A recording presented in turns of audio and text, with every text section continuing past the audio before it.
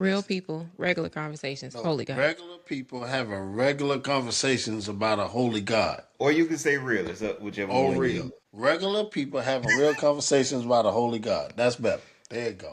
Regular. Regular. Regular. That's that Augusta. Augusta. No, Regular. regular. See that now I don't want to say it real. Regular. Yeah. Regular So people you having real conversations about a holy God. Okay, I'm just gonna put Regular. Ella on it. do you think that God changes people's personalities?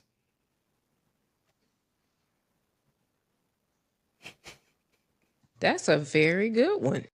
I Uh, think that Wait, your wait, which one? personality. All Yeah. right. All right, so let's do the intro and then you back already. I don't think.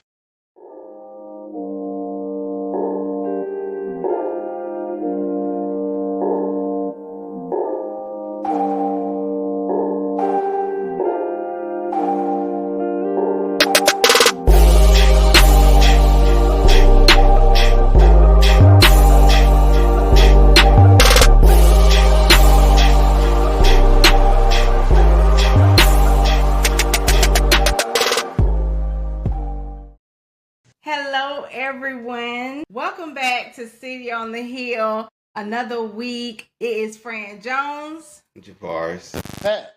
I'm Ella. And it is another episode, another week of Truthful, thought-provoking, and transformative conversation. And listen, y'all, we are real people having real conversations about a real holy God. Boom. Thank y'all for hitting that like and comment button and the share button. We appreciate that. You already know what it is. Let's get into a reel on the hill. Mm-hmm. Reel on the hill for the square, for the squad, for the crew. Do y'all think God, the Lord, changes people's personalities? I don't think that he changes your personality per se, but I do know that he changes your heart. And that can make you think a little bit more or change some things up because your heart has changed. But that doesn't mean your personality has changed. So how would you define the difference between your heart and your personality? Your personality is your flesh, because your personality, you will say, this just who I am. I've been like this. That's just them. That's just how they are. And there's no accountability in it. You try to justify that. But when there's a heart change, your personality still may be there, but you may respond a different way. I think I take a different approach. No, I don't think it's different. I think maybe perhaps I view it differently. If we think about our soul, right? Our soul encompasses like our mind and how we think, how we act. Like we act out of what's in our soul, and our personality would be housed in our soul. I believe that God doesn't, I agree with Fran. I don't think that God changes our personality. I think he perfects it. I think that sin robs us of God's true intent for how we were designed. And when we are redeemed unto him, we are restored. So he perfects what was put in us. Basically, like you make a car or whatever is broke down, whatever, you take it to the mechanic, they fix it up, make it like new. It runs the way that it was intended to run. I believe that our personalities are much like that. I believe that as we go on throughout life, we pick up things that may hinder or dull our personality. And I think we've talked about this before. Like we might have a sense of, matter of fact, I had this conversation with one of my students. I had to correct the way that she was coming across to me, and I had to do it gently. And many years ago, I probably wouldn't have been as gentle. Or let's just say if we were face to face, it may have been a different response. And I offered kind correction because her response was, I'm just a straightforward person. And I said, I share in that character trait or that personality trait as well. I said, but with much diplomacy. So I have a straightforward personality, but I don't use it to abuse other people. I don't use it to make excuses as to why I'm rude or harsh or crass towards other people. I think we abuse what God has given us. Straightforward in itself is not wrong, but if I use it in an illegitimate way, then I'm not using it the way that God designed us to use it. Nothing about God is illegitimate. So I think when our personalities lean towards an illegitimate intent, that's where we're wrong. And when we get in relationship with God, I think he restores, corrects, and perfects our personalities. That's where I stand. Okay. Well, I think God already, he knows our makeup already from the beginning. He formed us to be a certain way from the beginning. And when it comes to personalities, I think what he do is he takes what he has developed and what he has made up in us to be able to give, like, say, preach the word or talk to people, or like how we do. Let's take this platform, what we're doing it. We have 4 different personalities. Yes, some of us we have kind of like similar ways, similar thinking and everything. But to our core, we basically are 4 different personalities. And we use our personalities ourselves to reach other people and to be I don't want to say impressionable, but to be relatable to people. Say, for example, if you need somebody who wants that, I won't say, because we are intellectuals, but more deep conversations, they can relate to you and Javaris. If they want something that's kind of lighthearted, but still reaches out to them in a major way of to seek God, may I guess veer or may say, hey man, Fran and Pat, I got something in common with them. So I think what he do is he uses our personalities in certain ways to make sure that his glory is still being glorified, and that his word is still being uplifted and delivered in a way that is still holy to him.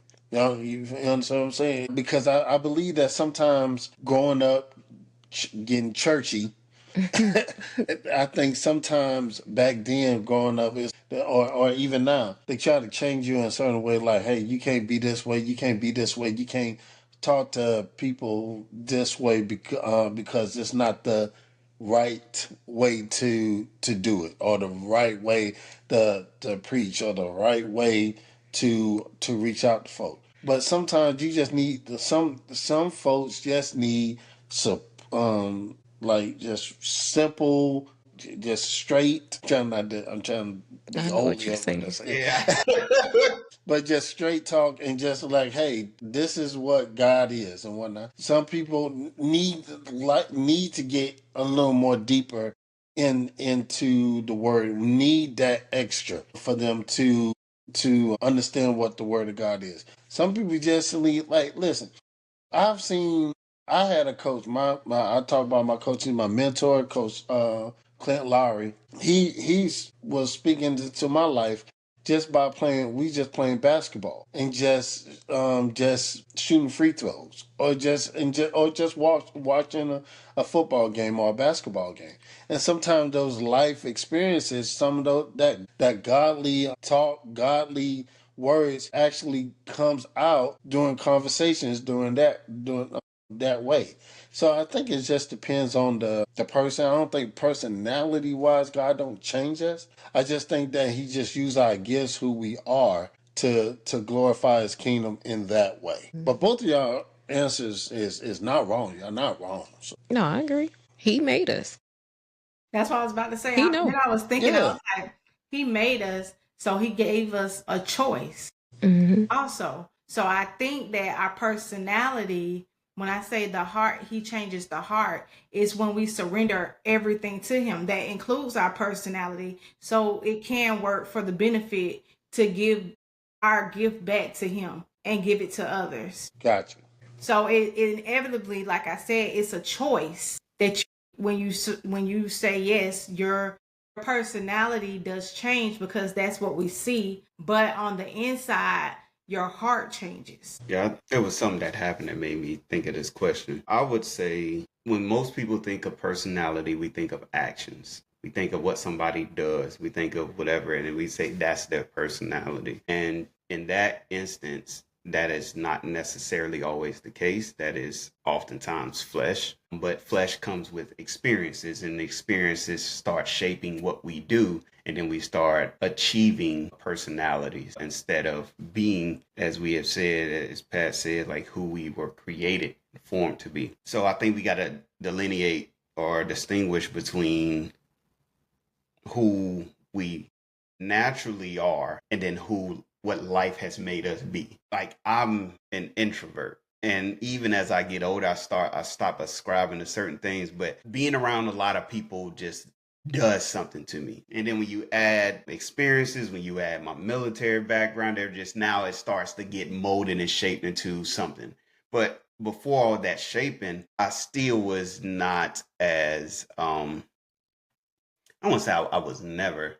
I think I had an introverted part of me that wasn't tainted. And as I went through life, it got tainted. And then now it became very much on like being around people or whatever. But naturally, there's a natural tendency for us all to behave certain ways. With that, I think God knows what we should be. He knows, okay, Pat is like this, Ella's like this, Fran is like this, Tavares is like this. I will say I don't like when people use the whole Jeremiah and directly apply it to them of before you placed your mother's womb, I knew you. He was talking to Jeremiah. I'm just going to put it out there.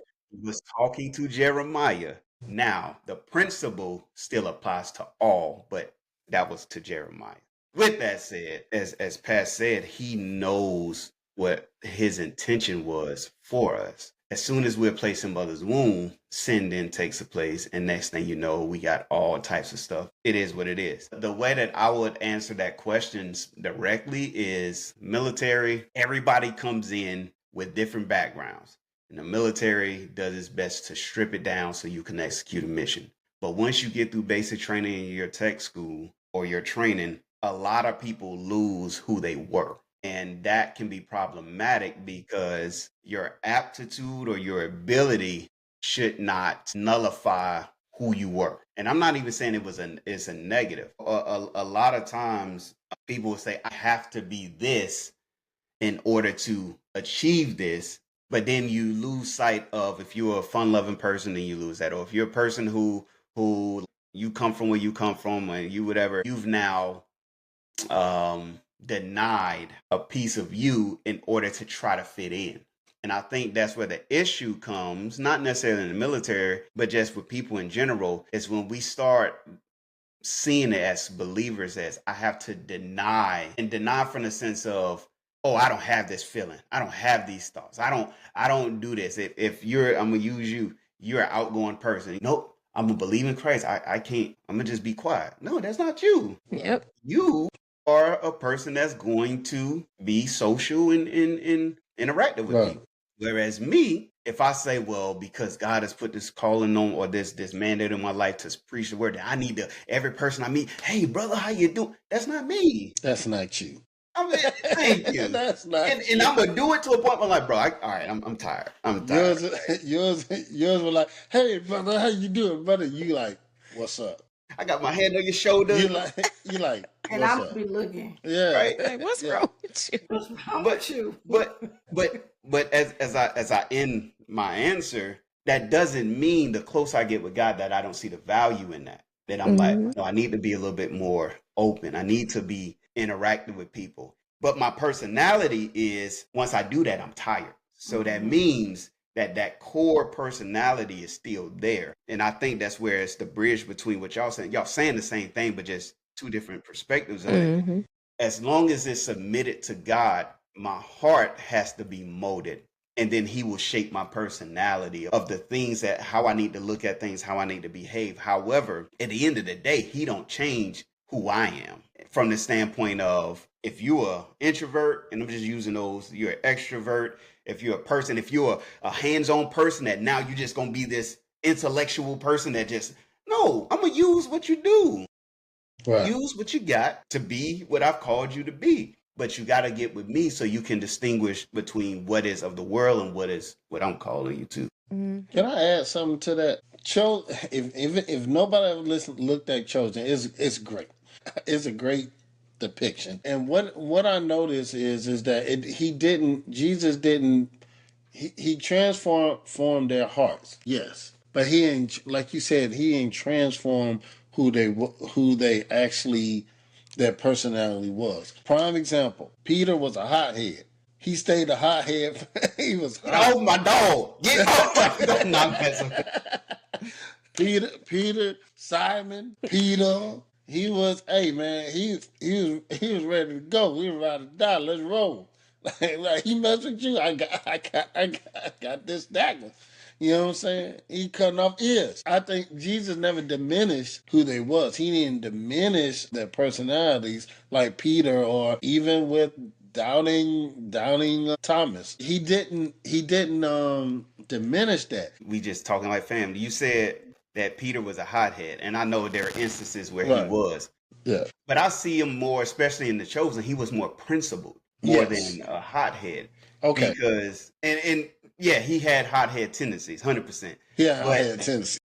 I believe that Jesus poured out the principled man, because when you look at the story, like even when he was upset, it was because of this. The same one who cut the Roman's ear off was the same one that was the first one to say, well, you are the Christ, right? He was one that understood principle, whether he was in alignment with God, with Christ, or he was in alignment with Satan. That's understandable. He develops.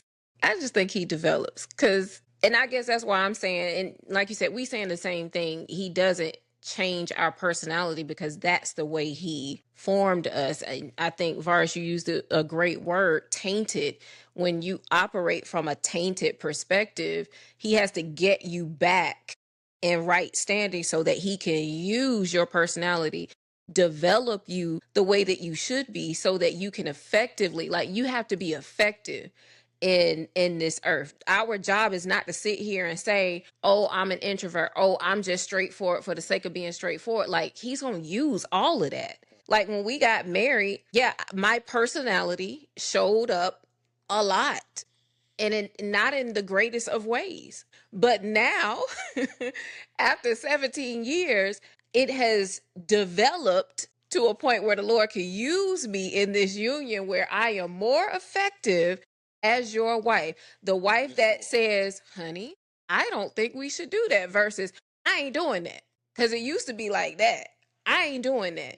Now it's, you know what? I'm going to let you think about that. I don't think we should do that, but I'm going to let you think about that. Same Ella, more developed. Just saying. I had to mute. She over here. Stop. So let me ask you this.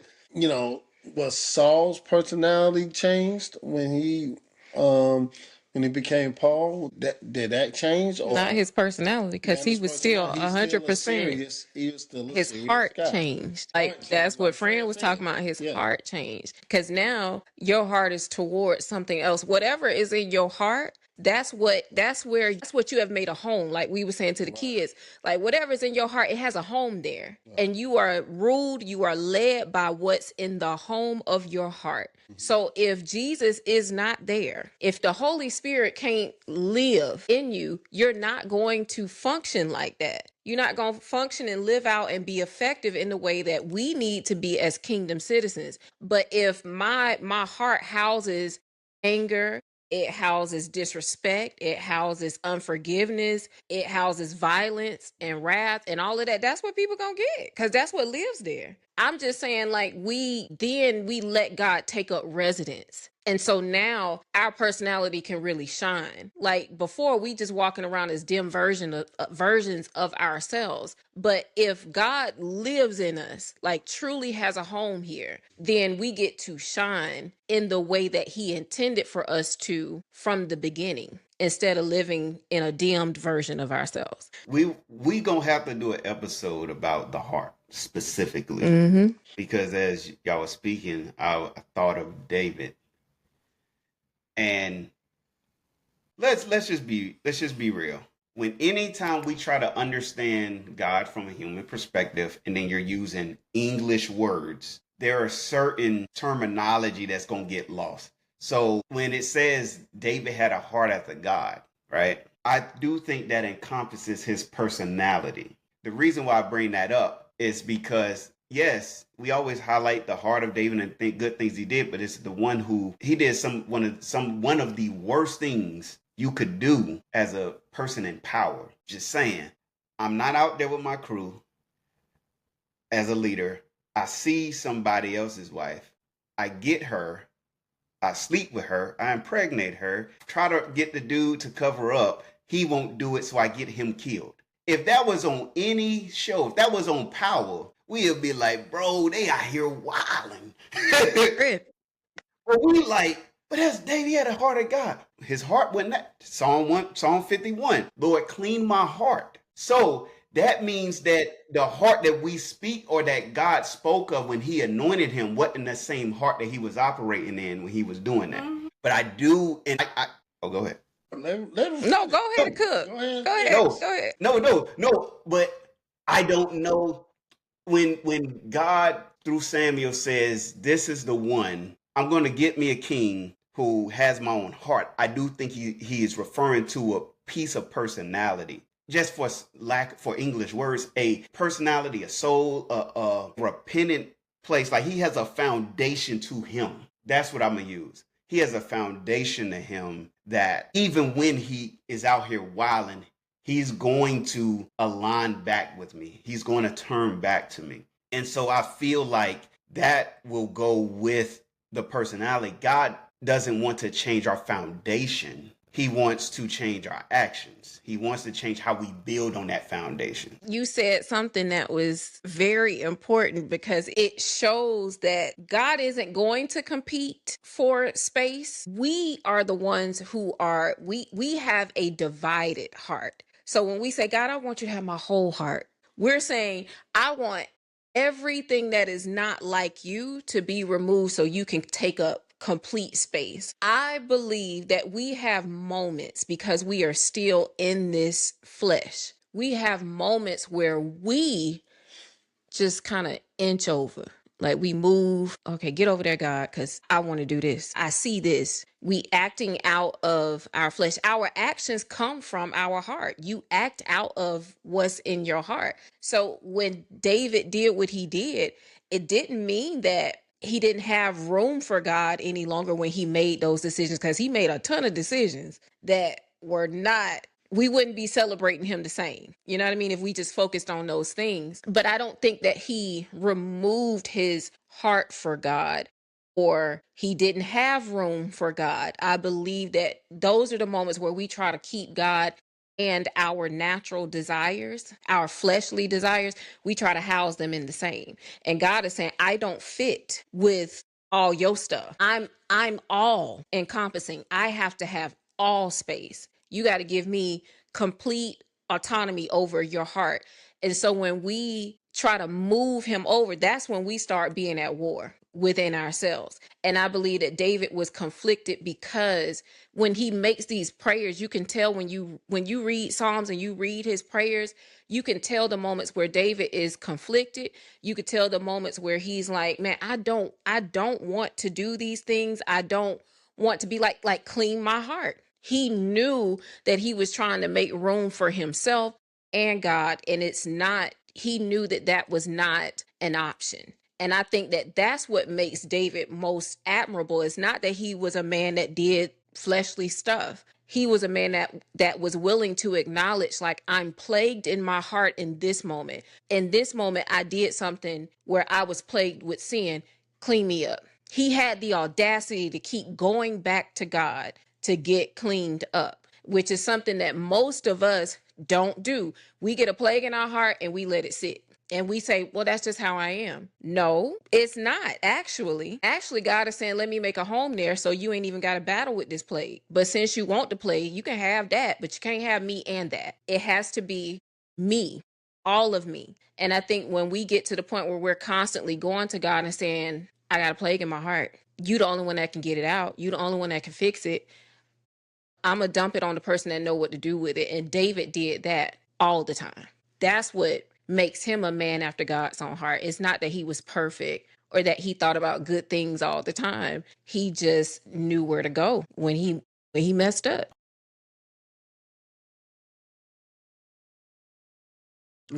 So as we speak from or go from personality and does God change our personality, we know that the Lord's ultimate goal or ultimate calling for us is to be united with him.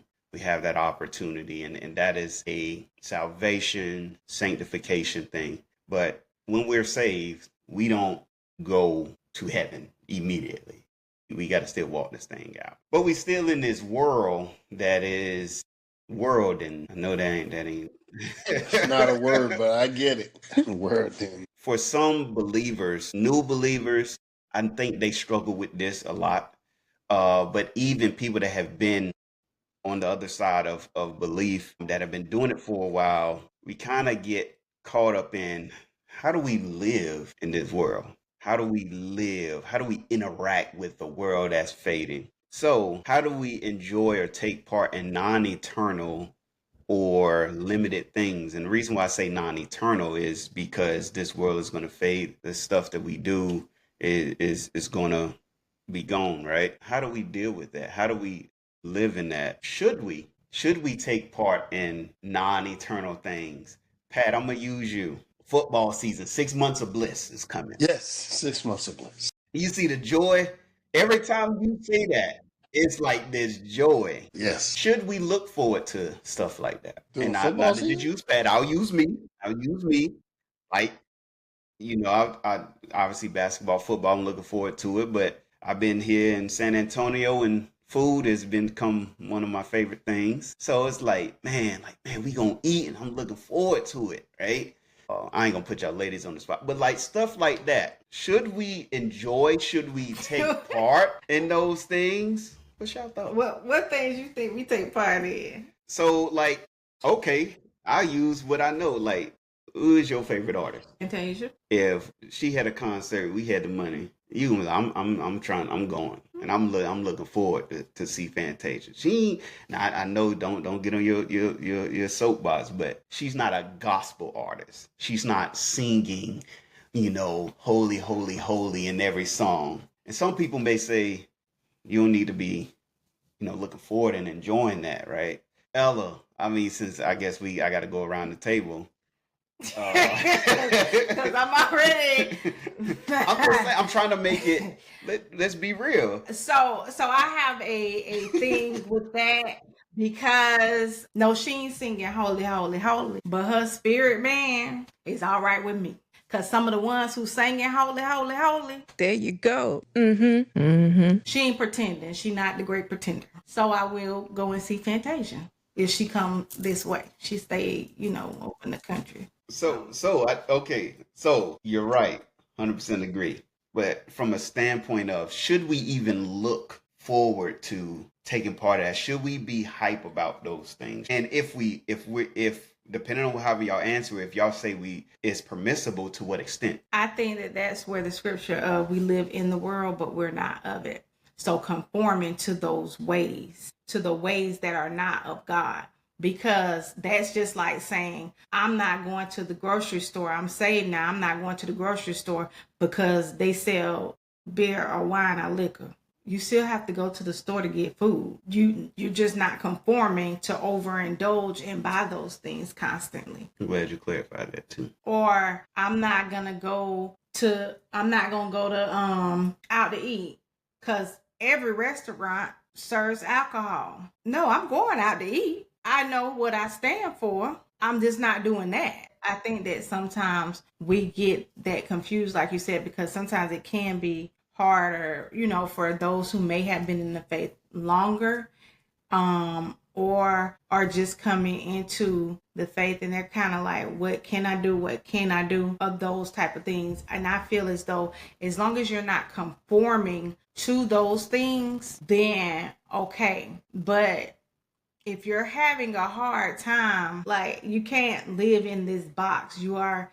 here to enjoy life, but not only that, when you go to those places that may have those things or whatever, you're to be the light. So you can't live in this box like, oh, I ain't going there. I ain't going to this cookout. I ain't going to. Well, you're gonna be by yourself. God did not say that. He said, do not conform yourself to the ways of the world.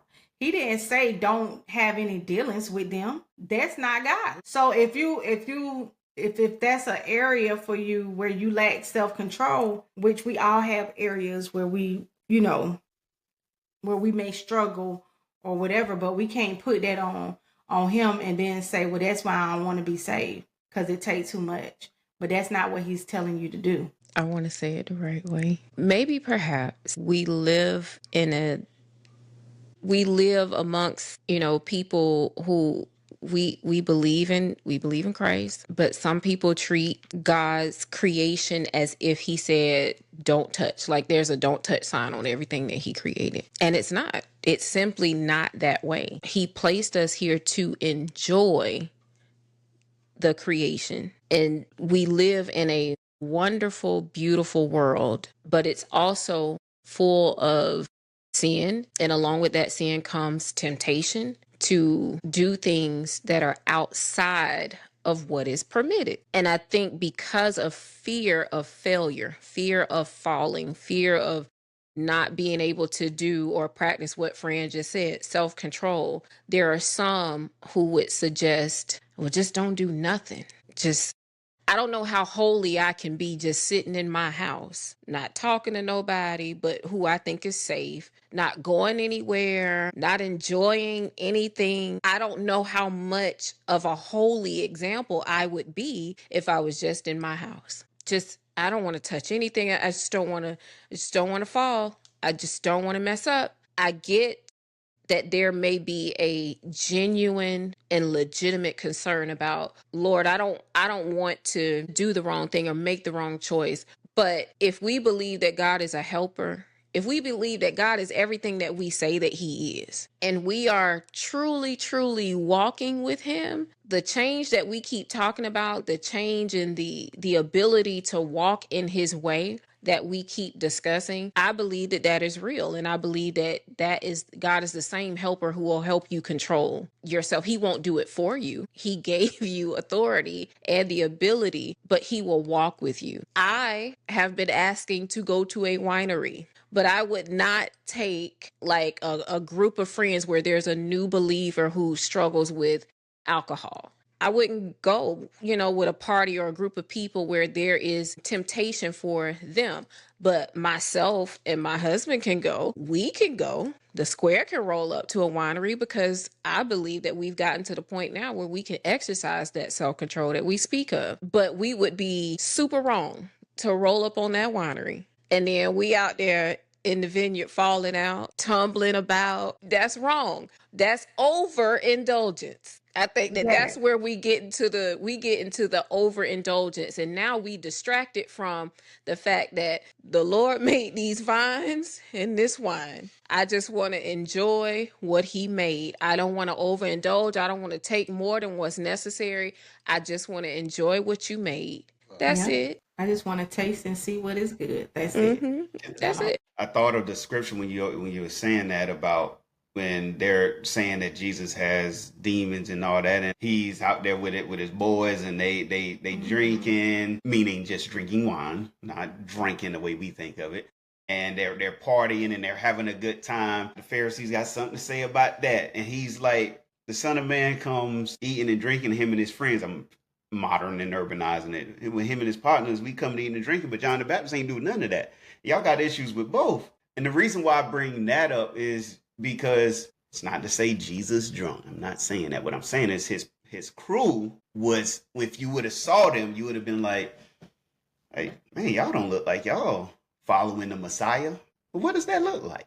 Anyways, go ahead, Pat. No, that's actually real good. It was something that I wasn't going, but I mean, to ask Jesus to get some more wine, turn water into wine to keep the party going. So I mean, I'm saying that to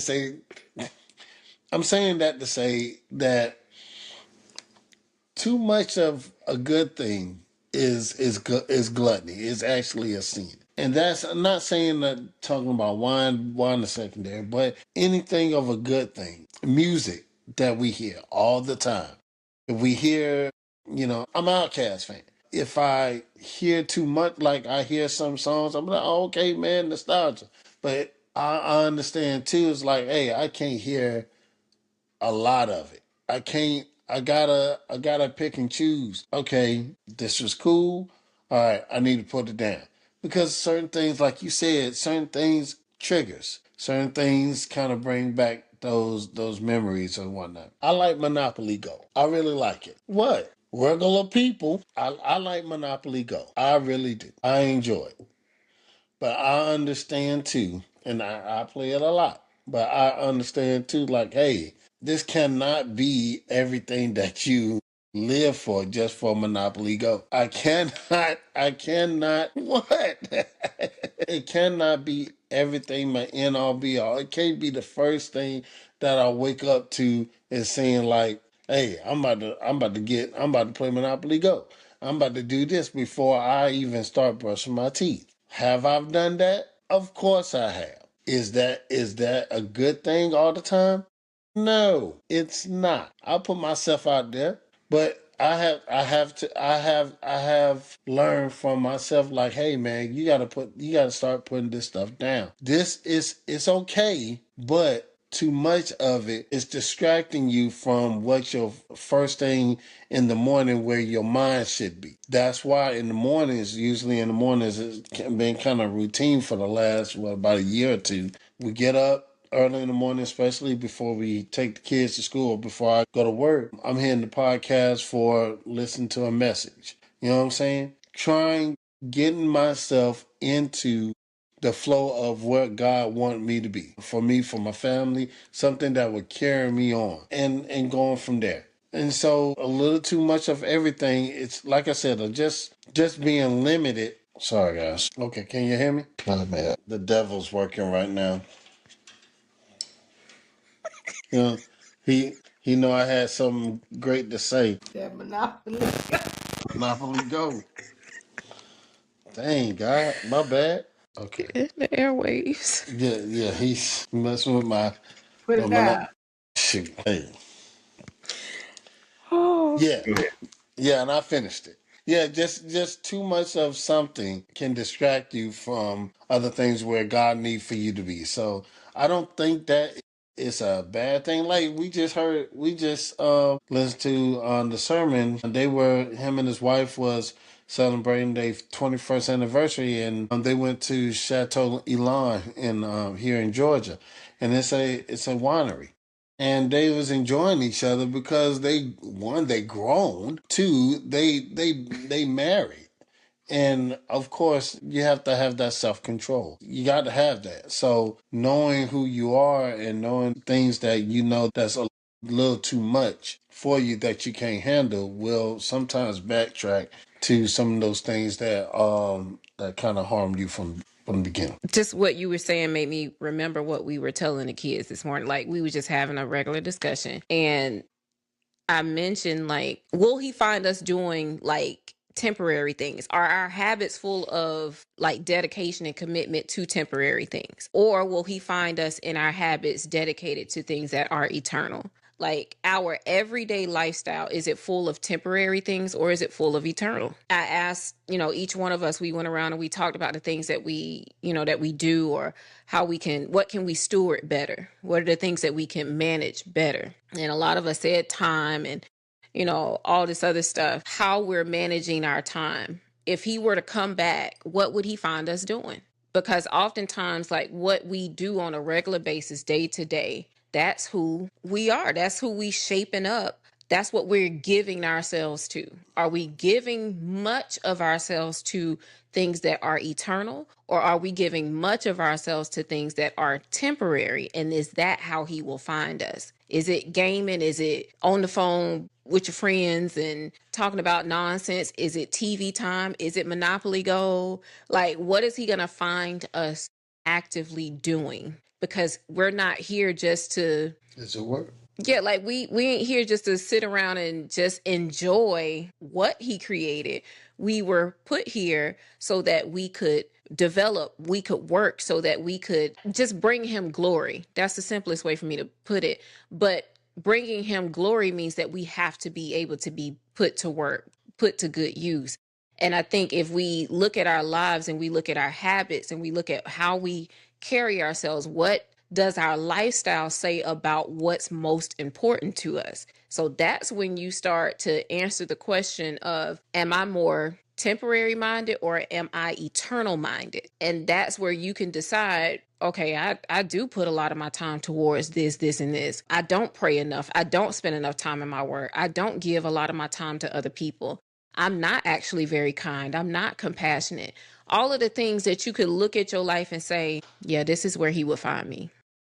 Hey, what's up, everybody? It's Ella, 1/4 City on the Hill. I hope that you are enjoying this current episode. Make sure you drop a comment and engage with us. We would love that. I wanted to stop this episode just for a second to let you know that we do have a merch store, and it is full of items adorned with the City on the Hill logo. Just know when you're shopping this merch store, you are helping us as City on the Hill continue to creatively spread and disperse the word of God to all those that will hear. So we appreciate you. We love you. May God bless you in advance for your efforts to shop this merch store. You can find the link to our merch store in the description within our channel. And again, we love you. God bless you for it. Now let's get back to today's episode.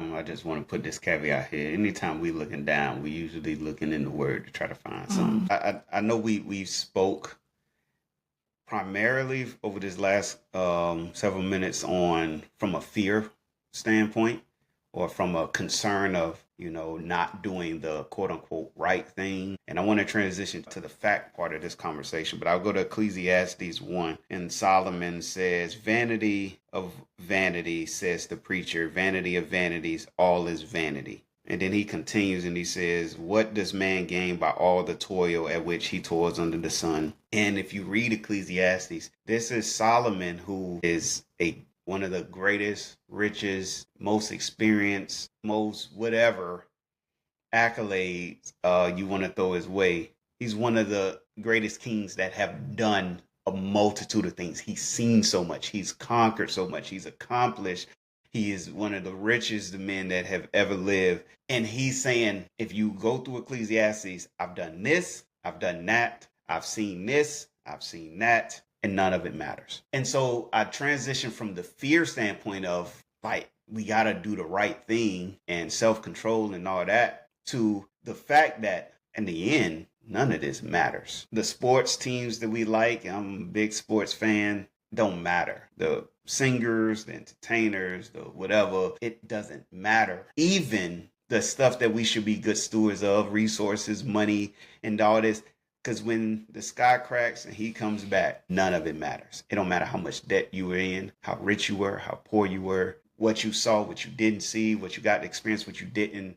And those things we work towards, some for bad reasons or not so holy reasons, but some for legitimate good reasons. I want to make sure my family is taken care of. So I'm working, I'm doing this, I'm doing that. But Solomon says none of it matters. As we transition to the factual part of it, is there a point that we have to consider when it comes to the stuff that we enjoy doing, the things that we aspire to achieve or to become, or whatever the case is? Is there a point that we, or even take yourself, where you like, yeah, I might actually thought a little bit too, not just thought about it too much, but I've put it in high priority? Yeah, I think that I can say for me, I don't have a lot of hobbies like where I can say I'm gonna go and do this.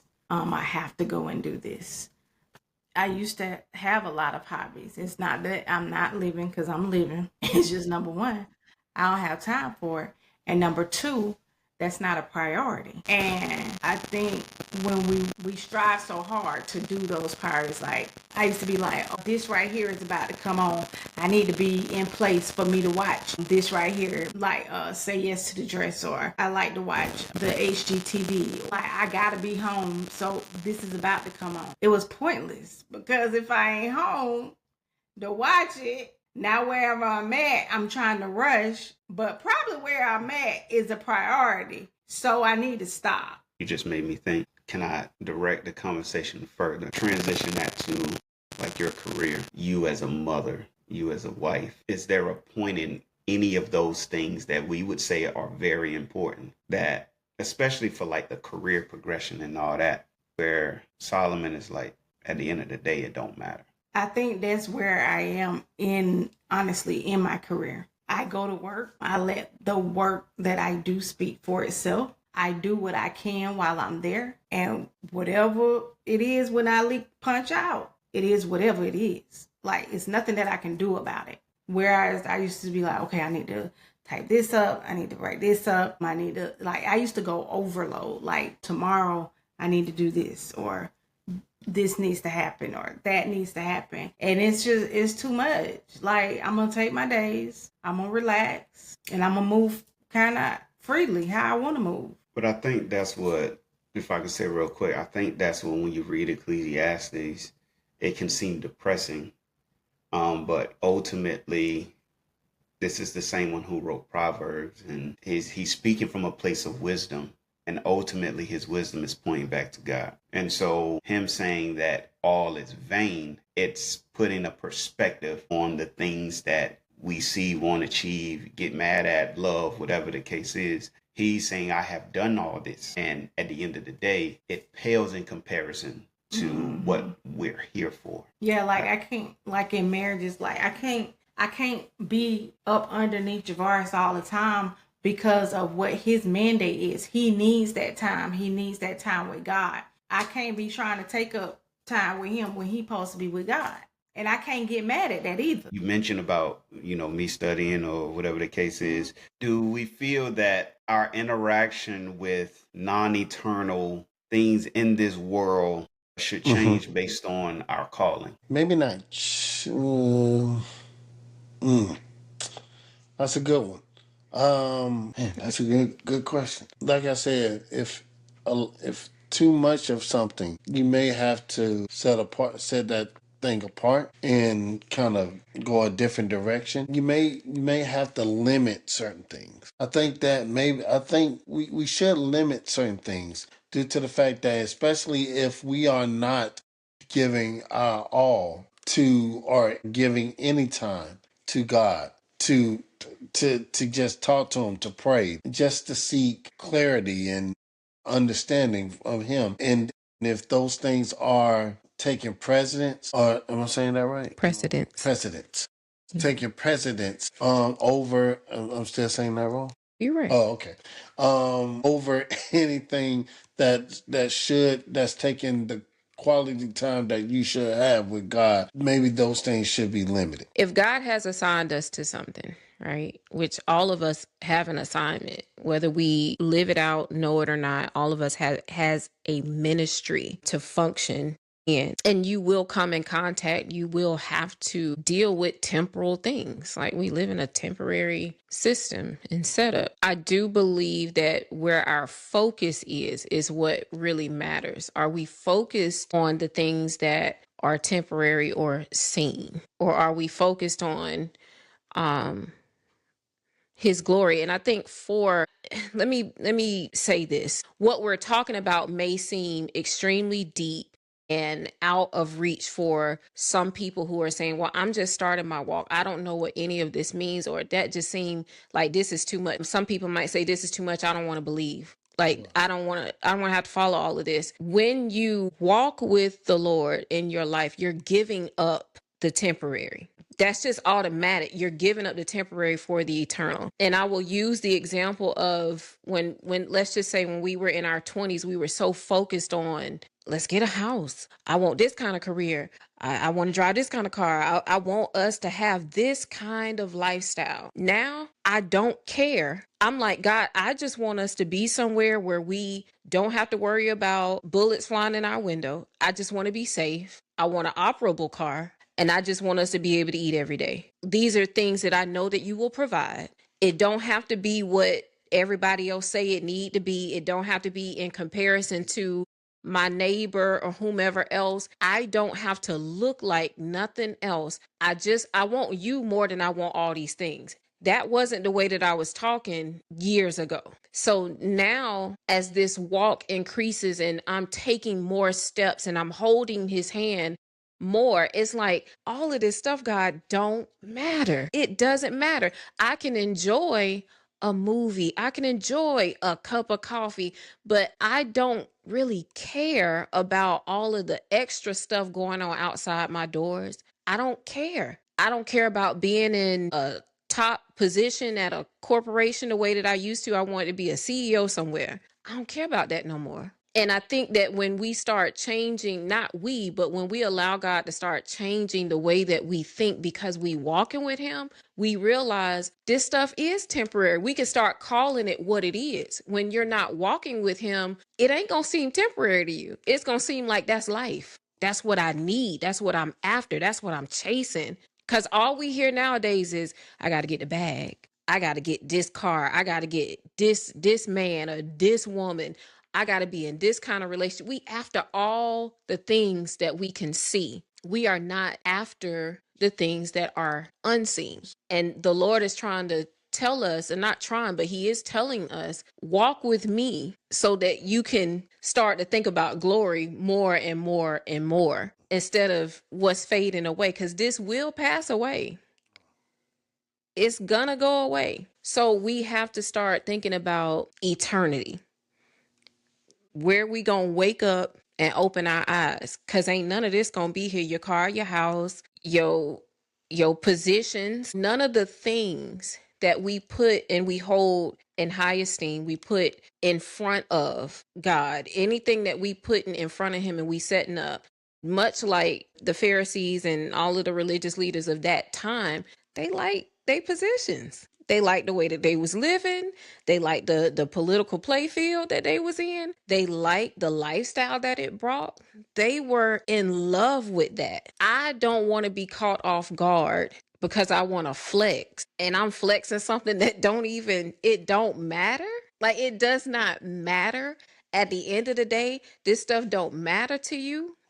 You don't care what kind of house I stayed in. You don't care what kind of car I drive. You don't care what the label was on my clothes. You don't care about none of that. But you do care about what was etched on my heart. You do care about that. Because the same thing that we talking about the unseen things. Our heart is unseen to man, but God see it. He see it. So the very thing that we house all of this desire in, all of the stuff that we chasing after, we say we love the Lord, but in our heart, like in the depths of our heart, sometimes for some of us it's the surface, but it's straight up, it would reveal we don't love you like that. We don't even want you like that. We not walking with you like that. So we got to be after the unseen things. And that's 2 Corinthians. I want to make sure that's 2 Corinthians 4:18. Now, this is Paul talking. He said, so we do not focus on what is seen, but on what is unseen. For what is seen is temporary, but what is unseen is eternal. Yes, he's talking about a lot here, but Paul was one that, like we were saying before, like he can boast in a lot of things that we boast about today. But Paul gave up everything that was temporary, everything that would have been, like, Paul is the dude. Like, everything that we would say today is a social status report on a guy, Paul had. But he gave all of that up to suffer. And some people would say that is insane. But if you walking with the Lord, you're going to endure some suffering. And most people think it's all about rolling through with a ton of joy all the time and everything is okay. He's going to give me all the things I want. That is not what it's like to roll with the Most High God. That is not it. It's not saying that you won't have some joy, but you also going to have some suffering and some pain. And most people, when you think about that, you don't think about the pain and the suffering. And I guess what you were saying earlier, Vars, like the depressing part of this, like in our flesh, we think is depressing, but Paul often talked about it as this is better. Like, I accept this. Like, he wore it like it was beautiful. And he was okay with it because he was living in an eternal mindset, not temporary.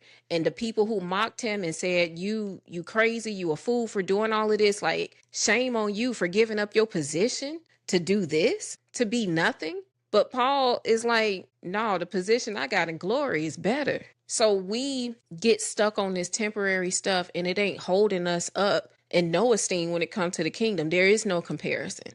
So there is nothing we can have on this earth that would suggest that this is better. So wherever you find your heart, if this is where you want to be, that's what he'll look at. When the sifting happens, that's what he's looking at. Just when you all were talking about the eternal, like having your mind on the eternal things, the song came up, build your hope on things eternal, hold to God's unchanging hand. So it's always a song, it's always a hymn, it's always something. But those things they hold true and they hold fast to what he is trying to tell you to do. Just build your hope on things eternal. Think about those things that are going to be in not the now, but those things. You're pressing towards the mark. You're looking towards, you're having that faith in those things you can't see. Not the stuff that you can see. I'm talking about the stuff you can't see. And honestly believing it. Like, I don't see it, but I believe it if you said it. Like, you said it, so I'm gonna believe it. That's all I can do. And I'm gonna trust you for saying that. I'm going to have faith that it's going to happen. Like we said the other week, like, faith without works is dead, but works without faith is dead too. Because if you're working on something and you don't have faith that it's going to be whatever it is that you're working on once it's completed, you might as well stop working. So they go hand in hand. Yeah. What up, world? See, this here's, a little piece and part of the big picture. Peace and art, Where do I start? Okay, right here, I got you. I agree. I would say there's a couple things that was said I wanna kind of touch on real quick. The question that I pose about does your interaction with the world or temporal things, non-eternal things, change based on your calling? From my experience, yes, it should, it must. And I'm not talking about going from non-believer to believer. Of course, everybody has that foundation who is a believer. But when you're called to teach, James talks about those who are teachers will be held to a higher standard. Even though he's talking about something, we can glean something from that, which is there are tiers of expectations based on your status and your mandate. That we see it in the physical world, and the spiritual world is no different. So the fact that James says that does denote there is more that is expected from those who have a certain calling, gift, whatever. So that goes to then holiness, because sanctification is nothing but a process after salvation to make sure that you are in alignment and becoming more as Christ. So with that process of sanctification, you should be in a relationship with God. And when you are around holiness, you start to see things more clearly.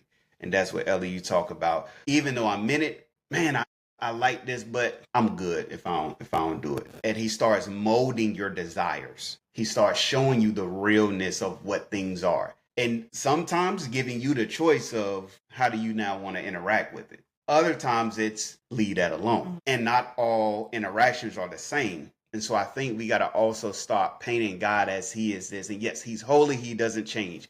But from the aspect of that is something that could cause someone to fall or somebody else might struggle with. And so now that's a blanket thing for everybody. No, we talked about the difference in personality, and he knows, who we are, what we should be. That's the same thing that applies to how we interact with worldly things, in my opinion. But as we get closer, and as you're a teacher, a preacher, a person who has certain gifts that require you to be in close relationship with God, like that, your prayer time, and I want to make sure I say this, if you pray for 30 seconds, 5 minutes, there's nothing wrong with that. As long as it's coming from your heart. As you continue in the faith, if you still at 30 seconds, 5 minutes every single time, now I'm not even saying there's nothing wrong with it. I would say you would then should start questioning, am I growing? Is this where God wants me? Talking to somebody who probably on here is the youngest in regards to having, I'd say, supernatural experiences, because I know Ella and Reed, y'all have different things. I know, Pat, you've had certain experiences.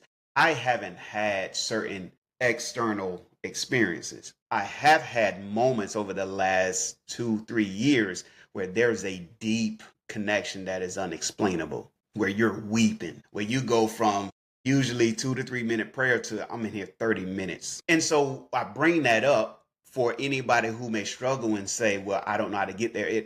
It comes. But the more that you submit and say, I want to be here, every single time ain't the same, but I can see there's a difference with holiness. So I just want to capture that, the holiness aspect. The closer you are to him, the more you start seeing, the more you start desiring new things, the more old desires, now you start getting that conviction a little bit more. Pat brought up Monopoly.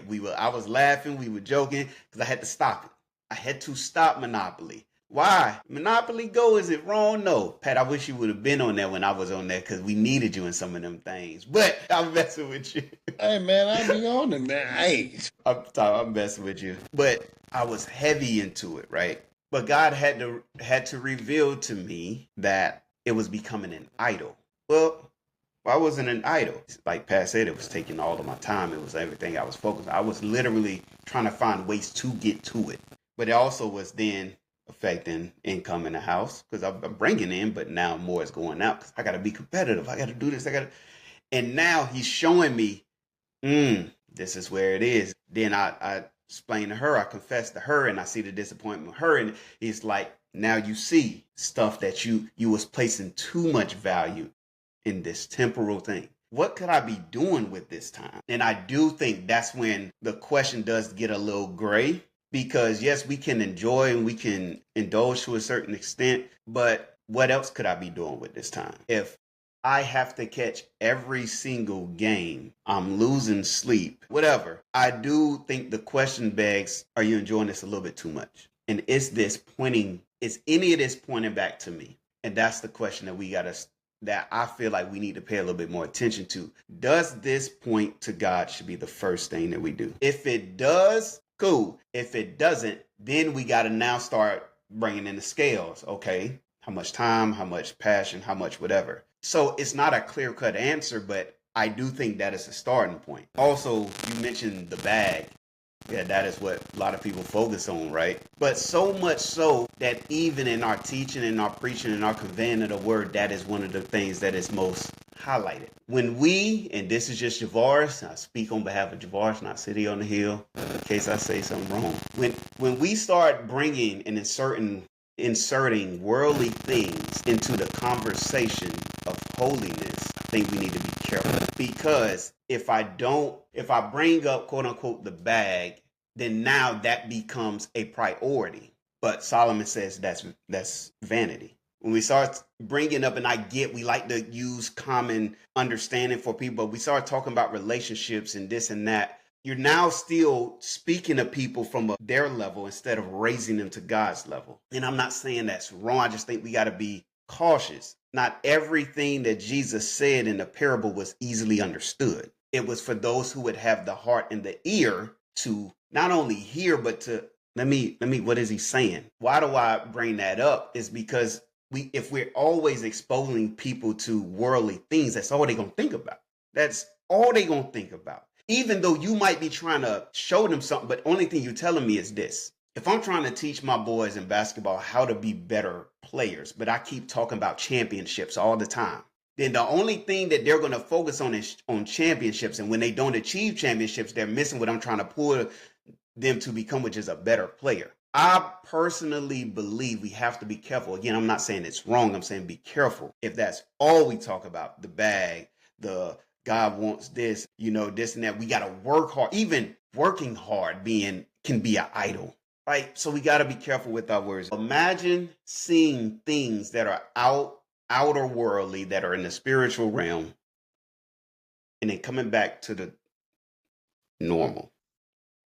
Wouldn't your perspective change? Bro, this don't matter. Or I'm so focused on that, whether it's to get back in that space or like y'all missing it.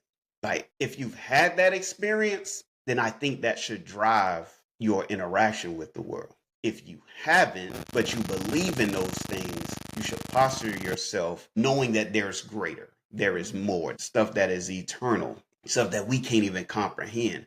The ones that we esteem, when they have seen, experienced, whatever, they're changed to where it's like, bro, this is, I can't even put it into words. So much so that what they were willing to suffer, go through, experience was like, I'll deal with that because it's stuff that y'all not seeing. So I just wonder how much of the worldly stuff gets in the way of what God is calling. I just wonder how much we are missing because we might be a little bit too focused on the world. You do have to have that structure and self-control in order to prioritize things and keep the main thing the main thing. With that being said, keeping him at the top tier, at the front of our minds, even asking yourself, okay, I want to go and do this, but have I done what I needed to do with God today? Just like we tell our kids, don't ask me to go anywhere or anything when you haven't done what you were supposed to do. You can't expect me to reward something for you doing something and you haven't done it. You haven't completed it, or you have halfway did it. You did it to try to get over, and then when we go in to look at it, it's not done correctly. And that was just to get by. And sometimes we do that as children in Christ too. We kind of, I pray today that's it. All right, good. Let me go ahead and get up and do what I need to do and go do this. I read my one little scripture this morning and it sent it, and okay, I'm good now. I'm good now. But it take more than that. It does. I'm sorry to tell you.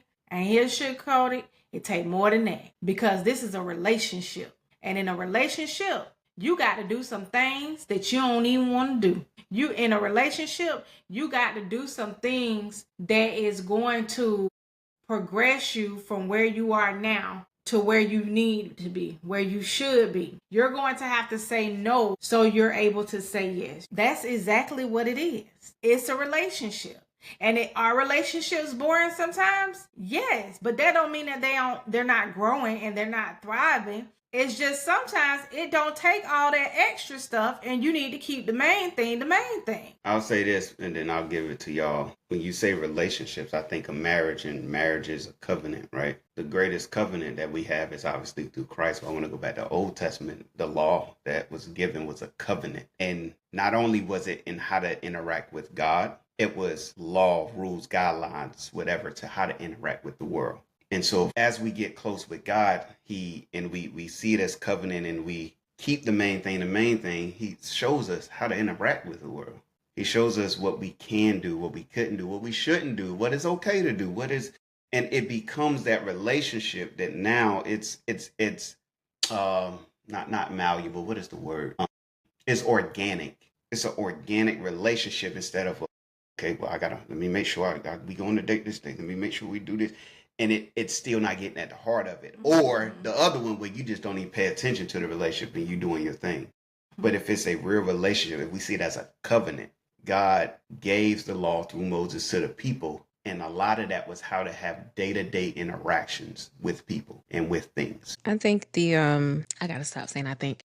I believe that the biggest focus for me personally, and again, we shared this with our children today, God is not your checklist. Like, he is not something for you to just mark off. You live him. You live out his standard. Much like if you go to work and there are things that you have to do these routine things, every day. You're doing that because that's what you're assigned to do. That's what you have to do. That is what you were hired to do. And so as we belong to him, as we are his, we don't just merely check off what he has assigned us to do. We live it. And it shows up in every aspect of our lives. Like, you don't, like Fran was saying before, you alluded to like bringing your work home. It's still with you. You walk with it even afterwards. You still thinking about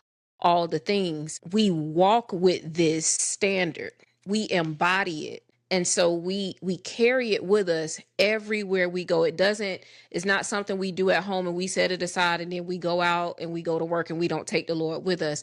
We don't do it at home and then we set it aside and then we go to a sporting event and we don't take the Lord with us. He should show up in every aspect of our lives. And the way that I was telling them, if they're involved in sports and all these different things, how do you conduct yourself when there's conflict? How do you conduct yourself when someone walks into a practice or walks into a game and something's going wrong in their life and you know about it? How do you comfort? How do you make yourself available for the Holy Spirit to use you in every single way in which you live? Because wherever there is people, we're meant to show the love of God, and not just merely show the love of God, but seek ways to show up like, God, I just want to show me or put me in a position where I can show someone who you are, how great you are today, making yourself available every day to show up so that you can be a conduit of who or his glory, his greatness. That's what we're supposed to do. He's not something we put on a mantle and then we get home, we pray to. You're with me. I walk with you. You are with me. And so even in the smallest parts of our lives and even the biggest, he is supposed to be there. And if he is not there, if you can't take him with you, if you're not living that standard, or you feel like you have to muzzle that standard in a particular setting, you in the wrong space. Something's going on. Like, he's not an accessory. I think sometimes we do treat God like he's an accessory to our lives. You're just an additive. You're a bonus for us. Like, we live in this life somehow on our own accord, and we're our own creation. No, we are because he is. So I believe that when we are living this eternal mindset, that means that we walk out and we live out this standard. I think one of the things that we had to say, me and Pat had a conversation. We were a part of this business, great opportunity, started off great. We did some amazing things, but the Lord had to show me it has become an idol. It has become an idol. Even the industry itself, people idolize it. And if you're a part of that, because of the ambition that it takes some true ambition to be a part of that industry. And you become selfish, you become focused on obtaining and attaining all levels of success and material things, that you forget that there's a whole other world outside. And so now, in this seriousness that I rest in, the Lord puts a mandate on me. You cannot go back. You can't go back. And I know it was a ton of people that don't understand. How could you depart at this time? That's why I get the commentary that's written on Paul. How could you leave at this time? Because I've been called out. I can't go back. I don't care what you offer me. I don't care what you say to try to entice me. I can't go back, because I will not be a part of anything that is an idol. And I won't be caught idolizing something where I can't really walk out and give God what he really deserves for my life. I got to give it all to this thing, this temporary thing. I can't do that. And it's not to say that business in itself isn't bad, but what it requires of you, what it takes from you, that is the issue. And most of the time we don't see it until we really, really wrapped up in it. And I believe that that is why the Lord wants us to focus on him, because he'll tell us where to go.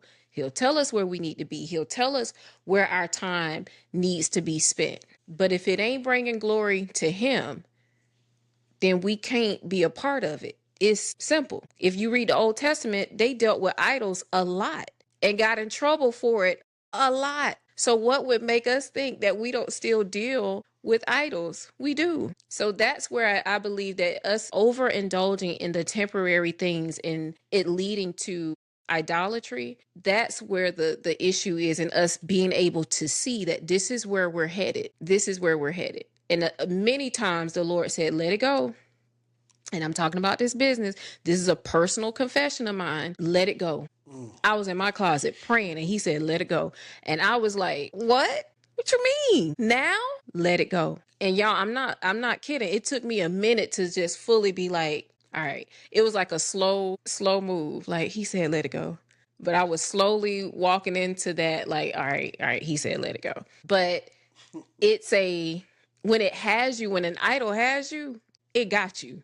But the Lord's grasp is stronger. That's what I want to say. Like, when you really say, like, I'm yours, he'll pull you out of that thing. So it's It's who do you belong to? And many of us, we still belong, like the world has us. And the Lord is saying, I want you. I want you to be so attached to me. And some of us are still attached to the world. And that's why we struggle between temporary and eternal. So we have to choose. So the people that you said we're in a marriage, but we ain't really committed to the marriage. That ex still got the number to be like, hey, meet me here. I ain't gonna do nothing, but I'll meet you. Yeah. And we gotta I'll get talk to you for a little bit. Yeah. We're not fully committed. Mm-hmm. And not Another song. focused on what he got going on for us. Once we get fully focused, what he has for us and, and everything, I think things will shift. Like you said, this doesn't diminish that Jesus wants us to have free time to do other little things, that's fine. But when those things are not the main thing, like you were saying before, are the main things and we're not shifting our priorities to him, that's when the conflict comes up. That's when the other things will occur for us that's not of him. And like you said, making idols on those unworthy things that are not true to him. But it doesn't diminish that we can't do certain stuff or have certain stuff. It's the priority part. And we prioritize everything else before we prioritize him. I do that a lot. I'll be the first one to say that. I do a lot of things sometimes first before I even get into what I need to do with my Lord Savior. And if that's pray or getting into my word or spending some extra time with him, you know what I'm saying? Or just reflecting on him. I can admit that. And a lot of people won't say that. A lot of people on platforms like this, they be wanting, hey, I'ma say it. I'm sorry, I'ma say it. It's people that be on these platforms and act like, man, they don't deal with stuff. And they always doing God's work. And no, you don't. We don't. No, man, I'm being honest. We don't. Go off, Pat. No, I'm serious. We don't. Things happen and our focus be on other stuff. But we have to getting back our focus towards him. And like you said, as long as we get back towards him, our focus, I think our lives would be better. Things would get better for us. Different way we teach others, different way we speak to others and do things even for our family, the way we talk to our family, the way we minister to our families. We get a lot better once we get that focus back. If you want to know whether something that is of the world or temporal, or whether you're doing too much of it, ask yourself the question: if God said you can no longer do that or you need to stop doing it, what will be your response? If he said, I don't want you to watch football no more. I don't want you to watch basketball. I don't want you to coach no more. I don't want you to enjoy Fantasia no more. I don't want you to do that job anymore. I don't want you to have that big house. I don't want you to have the bag. Based on what our internal response is, but then determine whether we are indulging in whatever that is too much. Well, sit with that question, marinate on it. Hey, that's City on the Hill for the night. Build your hope on things eternal. Think about those things. Keep God in the forefront of your mind. It is no longer you. It is him. That's it. Love you guys. Bye. Wow.